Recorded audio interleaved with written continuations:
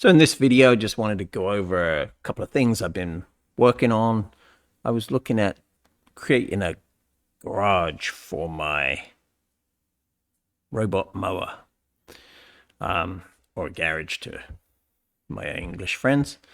So what I was looking to do is to make a board, a 3D printed board. And the reason for that is so the signal can go through it. I don't want to do a wooden or a metallic board. I just want to do a plastic one. I looked at buying a piece of plastic that I could create this cover out of, but it just, A, it wasn't available big enough, and B, it just seemed like it was very expensive to do. So I figured I'd 3D print something. So my first thought was to go with a central piece like this, and then to add pieces like this and like this, and continue to build. So this one would have an opposite on this side, this one would have an opposite on this side, and then more of these here, here, here, here, here, and then I have a board. The goal was to print as big as I could. Now I have an Ender 3. It's an Ender 3 version 2 Neo. And so the build plate's not massive, but it's, reasonable size.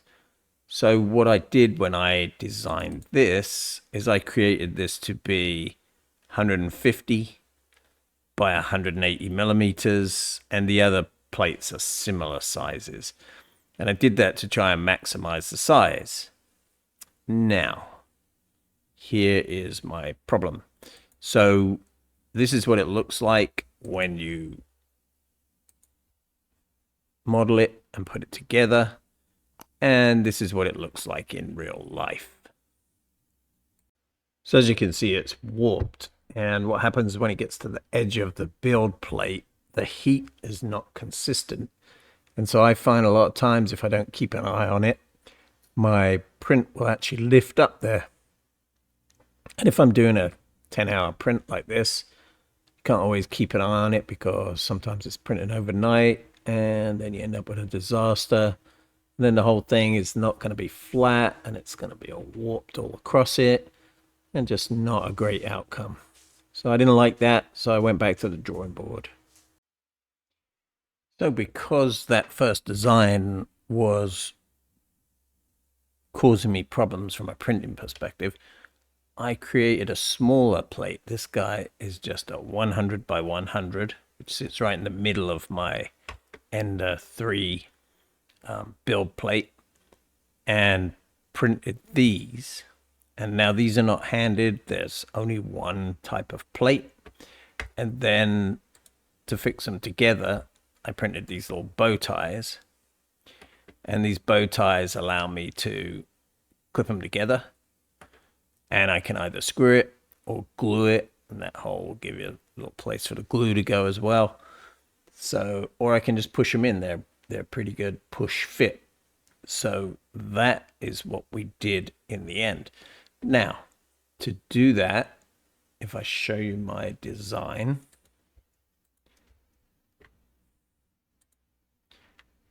I basically laid it out, made these bow ties as big as I could without breaking into each other. And then I created an assembly. So if I turn that off, turn my assembly on, there's two of the plates, and there's a bow tie in the hole. So that's how it all fits together. And you can see it's pretty tight fit. And I'll show you what that looks in real life. And you can see how that makes for a better plate. And then you can see with this one, this is a much bigger plate than the previous one I showed you. It is perfectly flat. Those bow ties fit in quite tight, so I can just push them down. It locks it in place. Can actually put some screws in like I did here. Actually, you can see that plate. I ran out of PLA at the end of that plate, so there's one layer is missing. But if you look from the side here, look how flat they are. It's just a perfectly flat, nice, large plate that's going to be the roof to my garage for my robot lawnmower. Now, as far as creating this part, it's very simple. This is just a square, and it's 100 by 100, and then it's padded 10 millimeters. And then I created the pocket sketch, which is this piece here. Pretty straightforward sketch. And then I pocketed it. So you can see that the sketch is just a 5 millimeter at the base here, a radius of 5, so it's a 10 millimeter diameter. And these are just angled at 7 degrees. And if I close that, I can show you that pocket. So I just created one pocket like that. And then I created a second pocket like this.